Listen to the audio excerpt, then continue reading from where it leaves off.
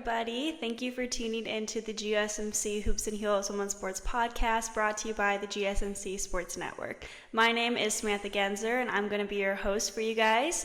We have a very exciting episode for you guys. We're going to be covering grade reports of the WNBA team so far in the season, the all-time best gymnastic legends in Olympic history, CrossFit Games predictions, USA track and field relay teams for the Olympics, and make sure you guys stay till the end of the show to hear about how the USWNT beat Mexico on Saturday.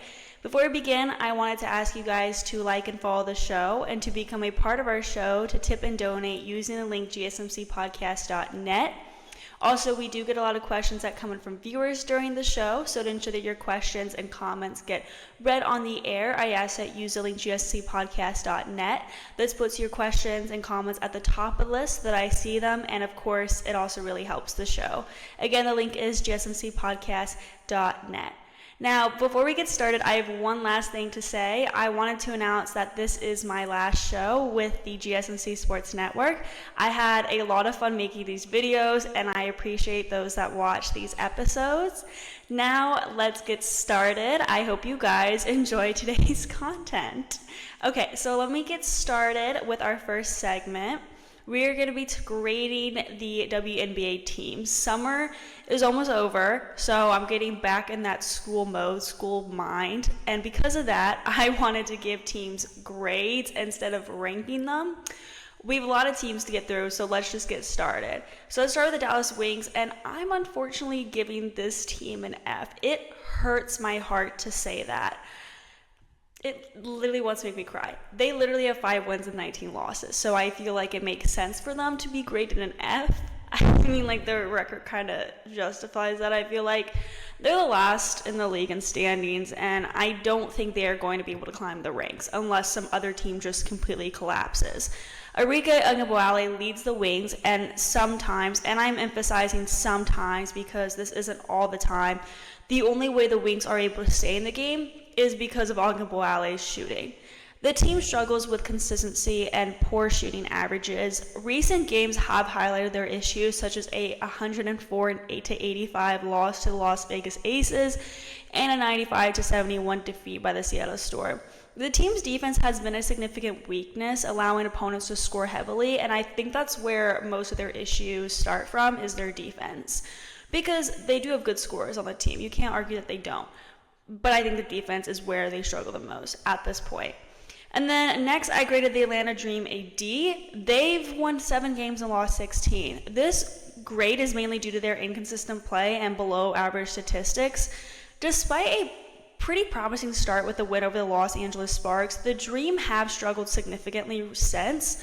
Recent games highlight their difficulties, such as an 84-70 loss to the Las Vegas Aces, where they displayed poor shooting accuracy and defensive lapses.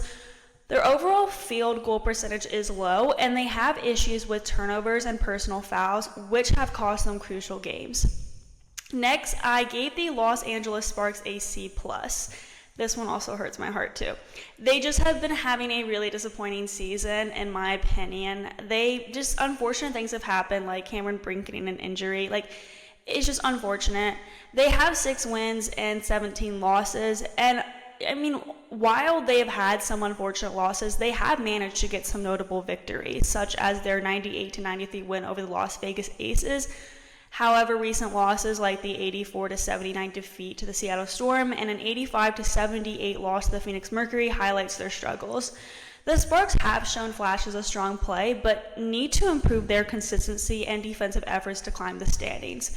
Like I said, Cameron Brink is out with an injury, but rookie Rickea Jackson has been able to get more minutes and attention, so that's a positive. But still, not having Brink on the court is a huge miss. Next, I gave the Washington Mystics a B-. They have 6 wins and 18 losses. Ariel Atkins and Aaliyah Edwards have been a huge part of the team. Atkins scored a team-high 381 points in the season so far, and Edwards has contributed significantly on the boards with 124 total rebounds. The Mystics' ability to frequently rack up assists with 21 assists in several games shows their teamwork and ball movement. However, it's their overall record that indicates the struggles in converting these efforts into wins, which I feel like justifies their like sort of mid-range grade. I have a couple of teams with a B grade. In my opinion, the Seattle Storm is earning a B. They have 16 wins and 8 losses. They have a balanced record with notable wins such as an 84-71 victory over the Chicago Sky, where Nika Agumike scored 24 points and grabbed 13 rebounds. The team's ability to outscore opponents significantly in the second half of the game demonstrates, their resilience and strategic adjustments. Their overall record highlights their competitiveness, particularly at home, where they have a strong 11-3 record. Key players like Jewel Lloyd, who have been consistent in their scoring, and Azimi McBaker, who anchors their defense, have been pivotal to their success. However, the Storm have faced challenges on the road with a more balanced 5-5 away record, indicating areas for improvement. I also gave the Chicago Sky a B. This is what I've been telling you, some of these grades I know are controversial here. I have one that's in particular very controversial, but we'll get there. Anyway, so I gave the Chicago Sky a B. They have shown considerable resilience and capability, highlighted by their ability to stage comebacks and secure key victories. Key players like Angel Reese have made significant contributions, showcasing strong performance in points and rebounds. She now is leading the WNBA record for most consecutive double-doubles. The team's overall stats reflect their balanced approach with effective scoring and defensive playing crucial roles. However, the Sky have also faced challenges such as a recent 84-71 loss to the Seattle Storm and a 91-76 defeat by the New York Liberty, indicating areas where consistency is needed. Their midseason performance, marked by a mix of highs and lows, I feel like justifies the B grade. I'm acknowledging the potential while also highlighting the need for improvement in certain areas to solidify their standing as the season progresses, but I can understand if someone were to give this team like an A- or an A. Like, I understand why you would. I just have them at a B right now. The last team that I have for a B grade is the Phoenix Mercury. Currently, the team holds a 12-12 record with significant victories like their 99-93 win over the New York Liberty and a 100-84 triumph over the Dallas Wings.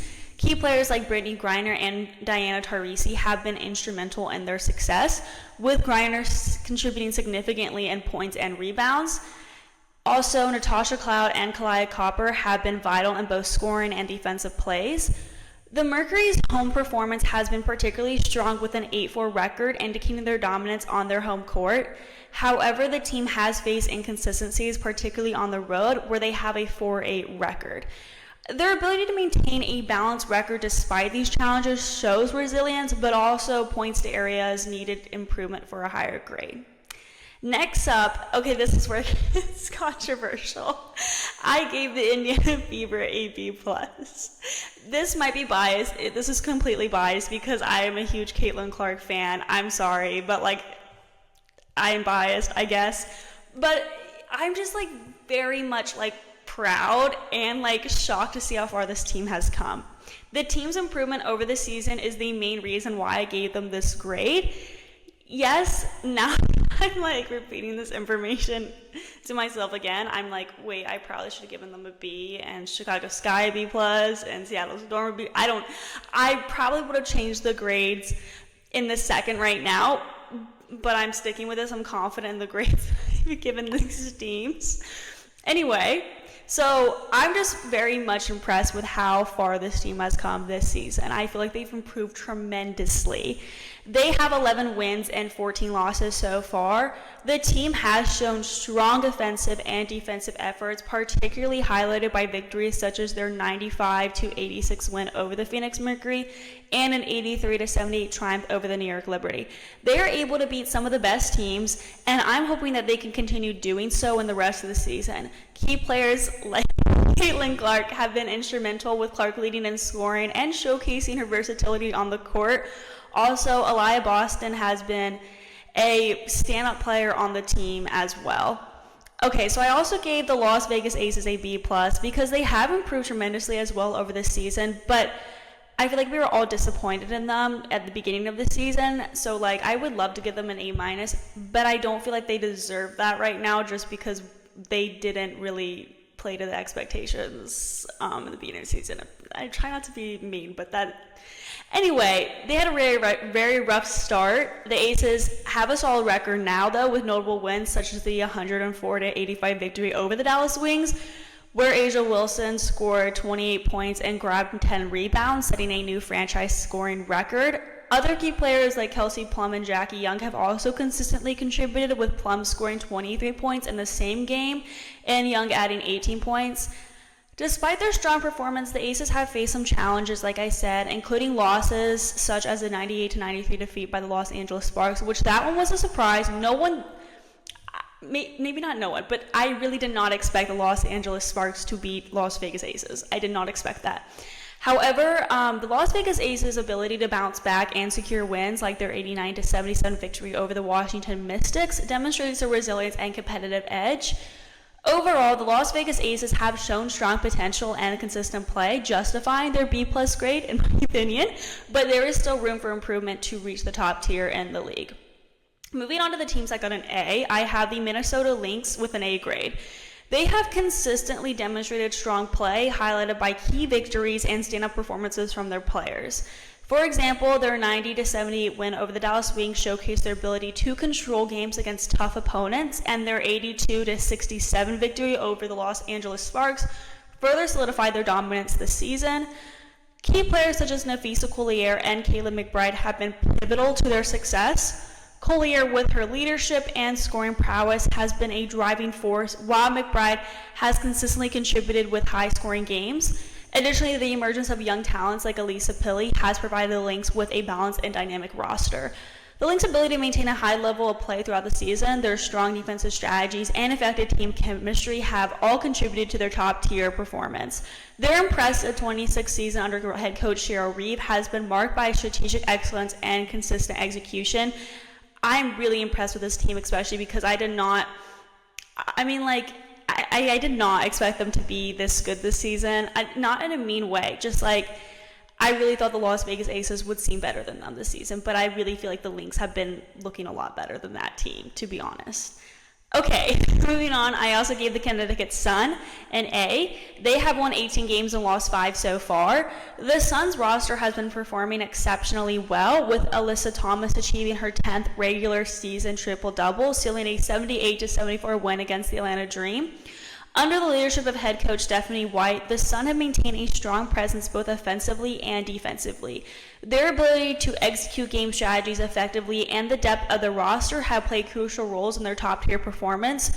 Overall, the Connecticut Sun's balanced team effort, key player contributions, and strategic excellence have justified their A grade for the season, in my opinion.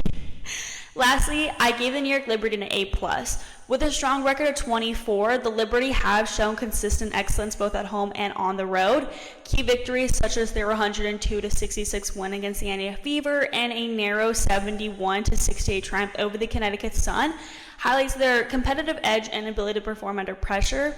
Leading the team are players like Brianna Stewart and Sabrina Ionescu, and they've been pivotal. Stewart has consistently been a top scorer with standout performances like her 31-point game against the Fever. Ionescu, known for her playmaking and scoring ability, has also been crucial, frequently leading an assist and providing essential support across the board.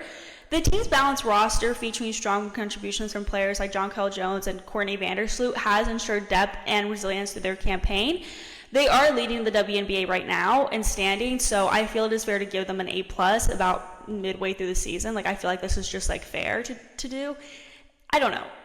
I love them. They're leading the standings. A+ for them, you know. So that concludes the grades of all the teams in the WNBA.